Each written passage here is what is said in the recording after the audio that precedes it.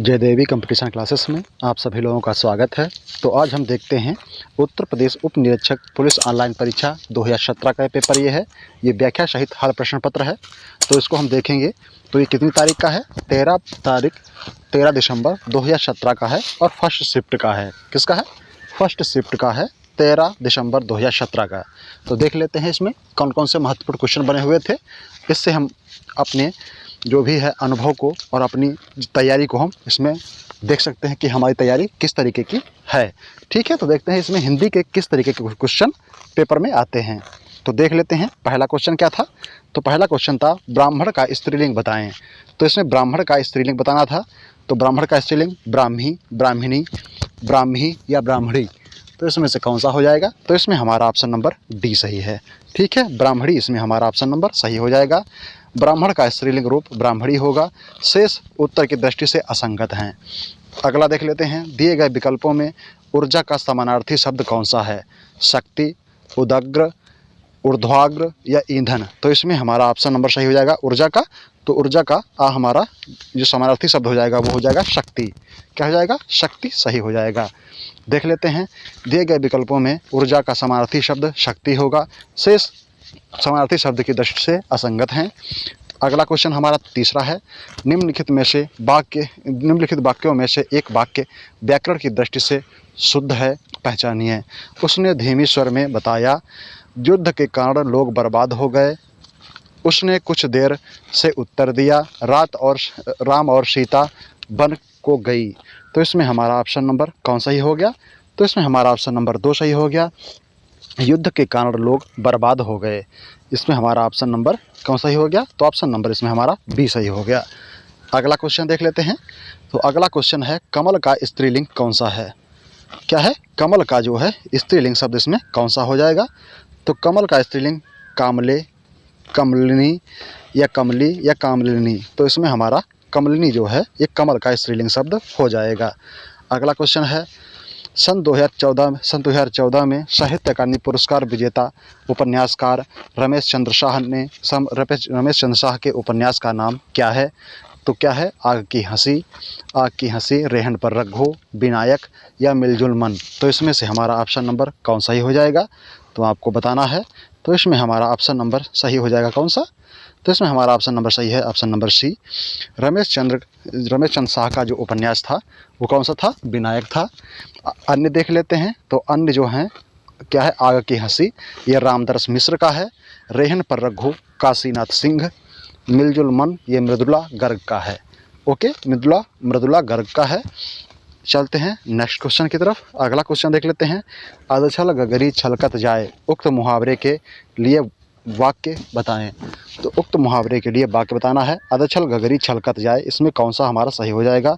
कम गुण वाला व्यक्ति दिखावा बहुत करता है, या फूटी हुई गगरी से जल टपकता है, आधे जल से भरा गगरी नहीं ले जानी चाहिए, या आधे जल से भरी गगरी छलकती जाती है।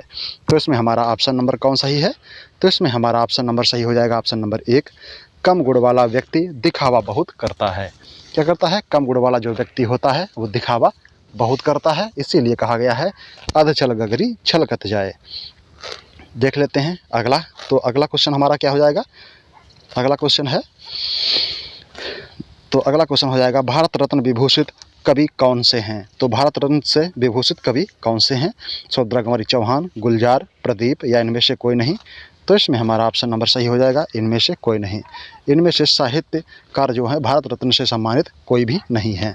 अगला क्वेश्चन देख लेते हैं, हनुमान की पूंछ में लगना पाई आग, लंका सगरी जल गई, गए निशाचर भाग। उक्ति में कौन सा अलंकार होगा? तो इसमें कौन सा अलंकार है? श्लेष वक्रोक्ति, अन्योक्ति या काकू वक्रोक्ति या अतिशयोक्ति। तो इसमें अतिशयोक्ति अलंकार हमारा ऑप्शन नंबर डी सही हो जाएगा। क्यों हो जाएगा? प्रस्तुत काव्य पंक्ति में अतिशयोक्ति अलंकार का प्रयोग हुआ है। यहाँ किसी वस्तु को बढ़ा चढ़ाकर वर्णन किया जाता है अथवा सीमा के बाहर की बात कही जाए, वहाँ पर अतिशयोक्ति अलंकार होता है। यहाँ हनुमान द्वारा अपनी पूंछ से आग लंका दहन करने का अतिशयोक्त वर्णन किया गया है। अगला है, बिनु पग चले सुने बिनु काना, इस उक्ति में अलंकार पहचानिए। तो इसमें कौन सा अलंकार है? व्यतिरेक, विभावना, संदेह, भ्रांतिमान। तो इसमें हमारा ऑप्शन नंबर कौन सही हो जाएगा? इसमें हमारा ऑप्शन नंबर सही है विभावना।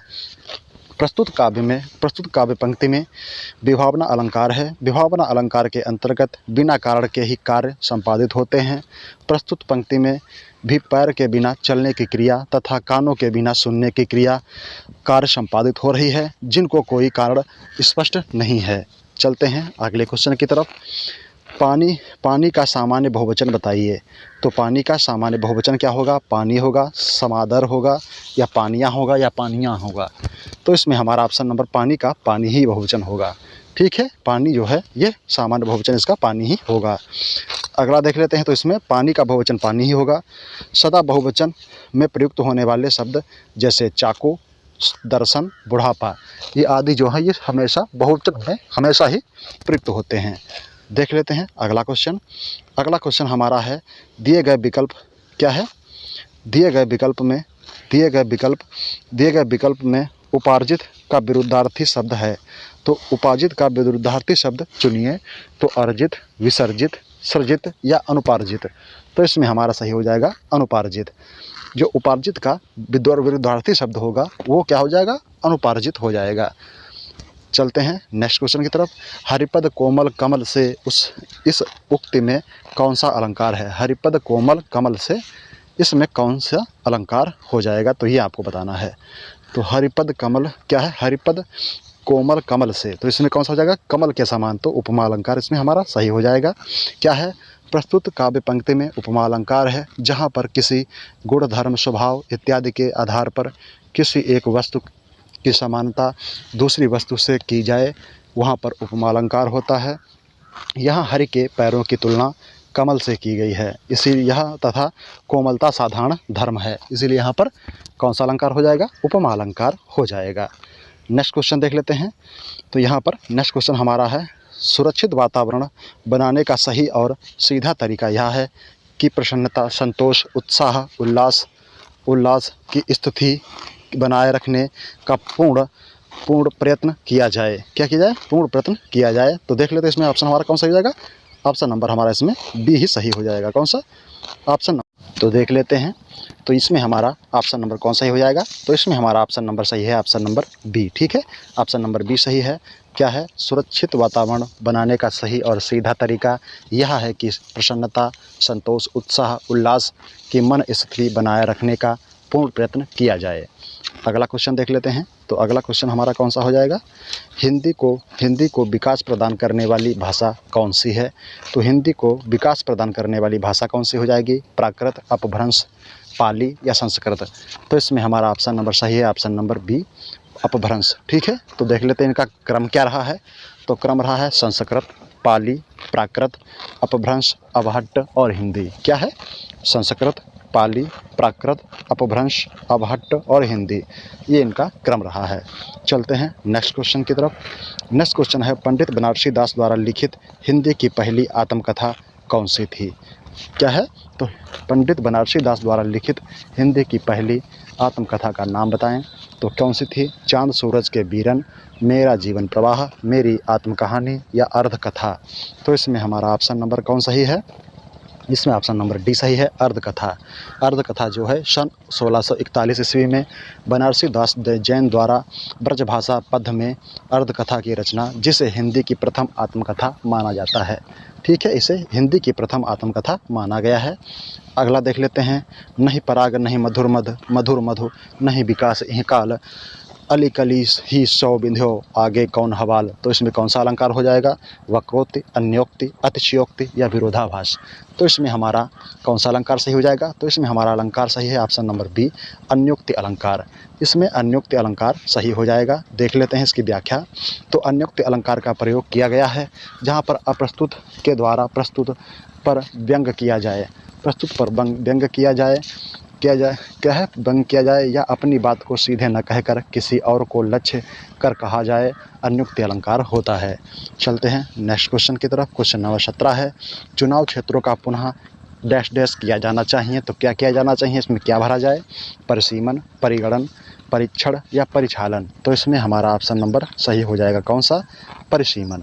परिसीमन इसमें हमारा सही हो जाएगा। क्या है? अतः पूर्ण वाक्य कौन सा होगा? तो चुनाव क्षेत्रों का पुनः परिसीमन किया जाना चाहिए। अगला देख लेते हैं। दिए गए विकल्पों में से एसड़ा का समानार्थी शब्द कौन सा होगा? दिए गए शब्दों में से एसड़ा का समानार्थी शब्द कौन सा होगा? अभिलाषा, लालच, प्यार, लोभ। तो इसमें से हमारा ऑप्शन नंबर कौन सही है? तो इसमें हमारा ऑप्शन नंबर सही हो जाएगा अभिलाषा। कौन सा? अभिलाषा जो है ये एसड़ा शब्द का समानार्थी शब्द हो जाएगा। ओके, चलते हैं नेक्स्ट क्वेश्चन की तरफ। दिल्ली की डैश डैश एशिया में स्थान रखती है। दिए गए विकल्पों में से कौन सा विकल्प सही है? इसका चयन करें। तो इसमें क्या हो जाएगा? नफासत अलौकिक, धोखाधड़ी अजीज, कुतुब मीनार विशेष, गलियां अद्भुत। तो इसमें हमारा ऑप्शन नंबर सी सही है। क्या हो जाएगा? दिल्ली की कुतुब मीनार एशिया में विशेष स्थान रखती है। दिल्ली की कुतुब मीनार एशिया में विशेष स्थान रखती है, ये इसमें हमारा सही हो जाएगा। ओके, चलते हैं अगले क्वेश्चन की तरफ। देख लेते हैं अगला क्वेश्चन। तो अगला क्वेश्चन हमारा कौन सा इंपॉर्टेंट हो जाएगा? बहुत ही इंपॉर्टेंट क्वेश्चन ये सभी हैं, आप लोग देखें और पहचानें। तो देख लेते हैं अगला क्वेश्चन क्या है। अनुच्छेद है हमारा, निम्नलिखित में से वाक्यों का सही क्रम लगाएं। तो इसमें वाक्यों का सही क्रम कौन सा हो जाएगा? हमारा ऑप्शन नंबर बी सही हो जाएगा। ठीक है, देख लेते हैं। तो पहला हो जाएगा डी वाला, दामोह का इतिहास बहुत प्राचीन है। फिर बी है, तो इसमें क्या है? संग्रामपुर में जिले में पौराणिक काल से पाषाण हथियार इस बात का साक्ष्य हैं। यह स्थान करोड़ों वर्ष पहले मानव सभ्यता का पालन रहा है। फिर है सी वाला, तो 5वीं सदी में यह पाटलिपुत्र के भव्य एवं शक्तिशाली गुप्त साम्राज्य का हिस्सा था। फिर है ए, इसका साबूत जिले के विभिन्न स्थानों पर पाए जाने वाले शिलालेख, सिक्के, दुर्ग, मंदिर व अन्य वस्तुएं जिसका संबंध समुद्रगुप्त, चंद्रगुप्त और स्कंदगुप्त के शासनकाल से मिलता जुलता है। ओके, नेक्स्ट क्वेश्चन देख लेते हैं। लड़के को बुलाओ का सामान्य बहुवचन क्या होगा? तो लड़के को बुलाओ, इसका सामान्य बहुवचन क्या है? सभी लड़के को बुलाओ, या लड़कों को बुलाओ, या लड़कों को बुलाओ, या लड़के को बुलाओ। तो इसमें से हमारा ऑप्शन नंबर कौन सही हो जाएगा? तो इसमें हमारा ऑप्शन नंबर सी सही है, लड़के को बुलाओ या लड़कों को बुलाओ। ठीक है, तो लड़कों को बुलाओ हमारा ऑप्शन नंबर सी सही हो जाएगा। अगला क्वेश्चन है, कदाचित संध्या को पानी बरसे। कदाचित संध्या को पानी बरसे, इस वाक्य का काल पहचानें। तो इस वाक्य का काल पहचानना है। क्या है? कदाचित संध्या को पानी बरसे। तो इसमें भूतकाल है, संभाव्य भविष्यकाल है, सामान्य भविष्यकाल है, या वर्तमान काल है। तो इसमें से हमारा ऑप्शन नंबर कौन सही है? तो इसमें हमारा ऑप्शन नंबर बी सही है, संभाव्य भविष्यकाल। संभाव्य भविष्यकाल का उदाहरण है जिस क्रिया के रूप में भविष्य में किसी कार्य के होने की संभावना हो, उसमें संभाव्य भविष्यकाल प्रयुक्त होता है। ओके, देख लेते हैं अगला क्वेश्चन। तो अगला क्वेश्चन है, गद्यांश पढ़ें और निम्नलिखित प्रश्नों के उत्तर दें। तो गद्यांश आप लोग पढ़ लें और उसका उत्तर हम देख देते हैं। ठीक है, तो इतना समय नहीं है जो हम इसका गद्यांश पढ़ें, तो इसका हम उत्तर ही सीधे दे लेते हैं। ठीक है, तो इसमें देखते भी रहेंगे। नास्तिक का अर्थ क्या है? तो देख लेते हैं नास्तिक का अर्थ, इसमें अर्थ क्या है। तो देख लेते हैं कहाँ पर है। 24 अवतारों में प्रवर्तक ऋषभदेव को अवतारों में सबसे आश्चर्य कौतूहल के संसार में 2 धर्म जो ईश्वर को विश्वास नहीं करते, उन्हें परिपाटी के अनुसार नास्तिक या भेदभाव को मानने वाला कहा जाता है। तो इसमें देख लेते हैं कौन सा हमारा सही हो जाएगा। तो जो है अपने आप पर भरोसे वाला, या पूजा न करने वाला, या मूर्ति पूजा का विरोधी, या फिर क्या हो जाएगा भगवान को ना मानने वाला। तो इसमें नास्तिक जो वही हो जाता है जो भगवान को नहीं मानता है। ठीक है, तो ऑप्शन नंबर डी हमारा इसमें सही है। गद्यांश का नास्तिक अर्थ है भगवान को ना मानने वाला। अगला क्वेश्चन देख लेते हैं। सांख्य तथा मीमांसा की गणना किस में होती चली आई है? तो सांख्य और मीमांसा की गणना किस में होती चली आई है? ईश्वर दर्शन में, आस्तिक दर्शन में, नास्तिक दर्शन में, या फिर मूर्ति दर्शन में। तो इसमें हमारा ऑप्शन सही है, नास्तिक दर्शन में। जो सांख्य और मीमांसा की गणना है वो किस में होती चली आई है? वो नास्तिक दर्शन में होती चली आई है। देख लेते हैं, डैश डैश और डैश डैश ईश्वर की सत्ता में विश्वास नहीं करते। तो कौन नहीं करते हैं? जैन और बौद्ध। जैन और बौद्ध ईश्वर की सत्ता में विश्वास नहीं करते। देख लेते हैं अगला क्वेश्चन। आधुनिक भारतीय आर्य भाषा का कालक्रम कम से कम कब तक का है? तो इसमें कम से कब तक का है देख लेते हैं। तो 1 से 500 ईस्वी तक, 500 से 1000 ईस्वी तक, या 1000 ईस्वी से अब तक, या फिर 1500 ईस्वी से 800 ईस्वी तक। तो इसमें हमारा ऑप्शन नंबर कौन सही है? तो इसमें हमारा ऑप्शन नंबर सही हो जाएगा ऑप्शन नंबर सी, 1000 ईस्वी से अब तक। आधुनिक भारतीय आर्य भाषा का काल 1000 ईस्वी से अब तक है। भारतीय आर्य भाषा का इतिहास 3 कालों में बांटा गया है। प्राचीन भारतीय आर्यकाल, तो प्राचीन भारतीय आर्यकाल जो है ये 1500 ईस्वी से 500 ईसा पूर्व तक रहा है। फिर उसके बाद हमारा है मध्यकालीन भारतीय आर्य भाषा, तो मध्यकालीन आर्य भाषा 500 ईस्वी से 1000 ईसा पूर्व तक है। फिर है तीसरा आधुनिक भारतीय आर्य भाषा काल, तो ये 1000 ईस्वी से अब तक का है। चलते हैं नेक्स्ट क्वेश्चन की तरफ। नेक्स्ट क्वेश्चन देख लेते हैं। छोटा डैश डैश बड़ी बात। तो छोटा मुँह बड़ी बात, ये तो कहावत ही अपने यहाँ की है, तो इसको तो हर आदमी जानता होगा। ठीक है, तो ये लोकोक्ति है, छोटा मुँह बड़ी बात। ओके, चलते हैं अगले क्वेश्चन की तरफ।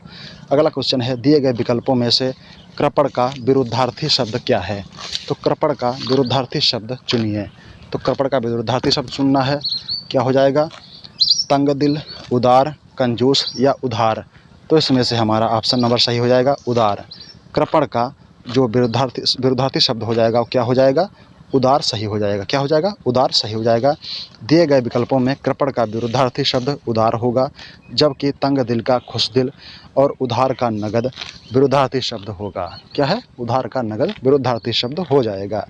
अगला है, निम्न वाक्य के किस भाग में त्रुटि है?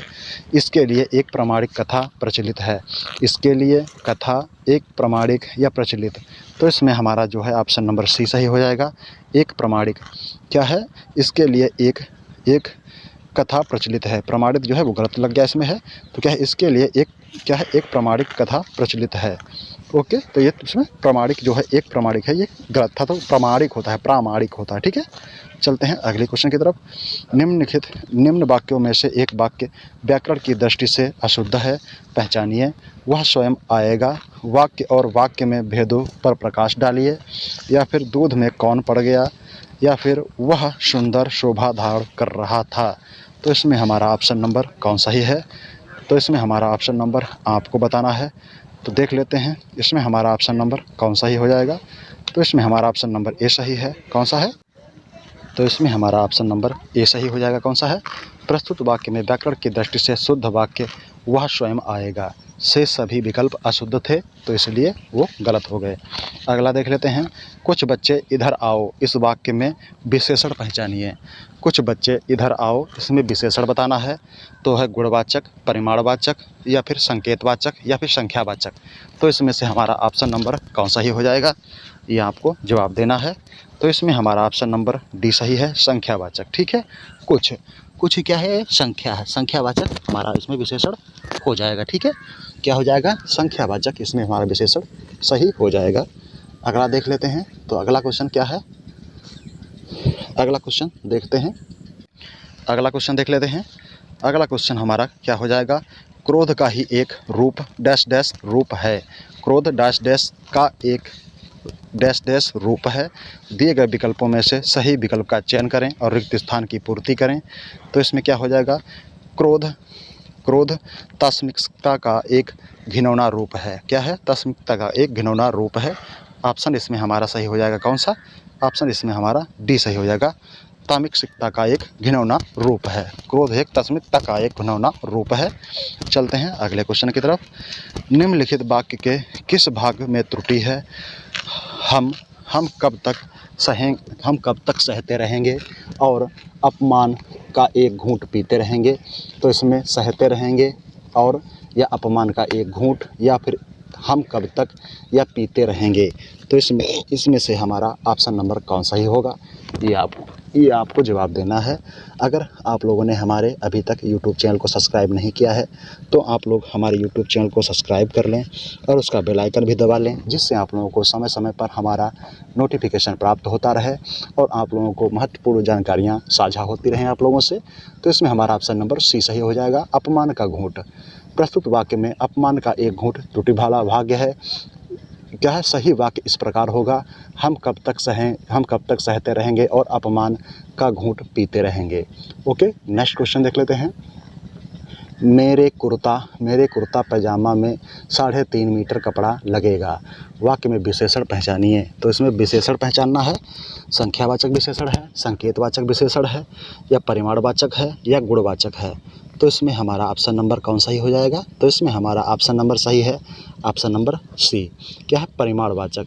परिमाणवाचक विशेषण का प्रयोग हुआ है। संख्यावाचक विशेषण का एक मुख्य भेद परिमाणवाचक विशेषण है। यह किसी वस्तु की नाप तोल का बोध कराता है। अगला देख लेते हैं। नदी का जल ठंडा है का सामान्य बहुवचन कौन सा होगा? तो नदियों का जल ठंडा है, सभी नदी का जल ठंडा है, या नदी का जल ठंडा है, नदियों का जल ठंडा है। तो इसमें हमारा ऑप्शन नंबर डी सही है, नदियों का जल ठंडा है। क्या हो जाएगा? नदियों का जल ठंडा है। इसमें हमारा ऑप्शन नंबर डी सही हो जाएगा। चलते हैं अगले क्वेश्चन की तरफ। चोटी का पसीना एड़ी तक आना, चोटी का पसीना एड़ी तक आना एक कहावत का अर्थ क्या होगा? तो इस कहावत का अर्थ क्या होगा? चोटी का पसीना एड़ी तक आना, कूदना, दौड़ना, प्रतिदिन कसरत करना, या कड़ा परिश्रम करना। तो इसमें हमारा ऑप्शन सही है, कड़ा परिश्रम करना। ठीक है, कड़ा परिश्रम करना, चोटी का पसीना एड़ी तक आना। ये हमारा इसमें ऑप्शन नंबर डी सही हो जाएगा। ओके, अगला क्वेश्चन है। ताजमहल डैश डैश का अद्भुत नमूना है। दिए गए विकल्पों में से सही का चयन करें और रिक्त स्थान की पूर्ति करें। चित्रकला, शिल्पकला, मूर्तिकला, या स्थापत्य कला। तो इसमें हमारा ऑप्शन नंबर सही हो जाएगा डी, स्थापत्य कला। ताजमहल स्थापत्य कला का अद्भुत नमूना है। क्या हो जाएगा? ताजमहल स्थापत्य कला का एक अद्भुत नमूना है। देख लेते हैं अगला क्वेश्चन। तो अगला क्वेश्चन देखते हैं क्या है। तो अगला क्वेश्चन हो जाएगा घी खिचड़ी होना। घी खिचड़ी होना इस कहावत का अर्थ क्या है? तो क्या है? खूब घुलना मिलना, पौष्टिक में वृद्धि होना, स्वाद बढ़ाना, या मकर संक्रांति पर्व मनाना। तो इसमें है खूब घुलना मिलना। क्या है? घी खिचड़ी होना, ये कहावत का अर्थ समय का अर्थ हो जाएगा खूब घुलना मिलना। ये इसमें हमारा ऑप्शन सही हो जाएगा। अगला है रेशमी टाई एकांकी संग्रह के रचयिता कौन हैं? तो रेशमी टाई के एकांकी के रचनाकार कौन हैं? तो ये हो जाएंगे वेद प्रताप वैदिक, राम कुमार वर्मा, अमृता प्रीतम, या रमाशंकर शर्मा रसाल।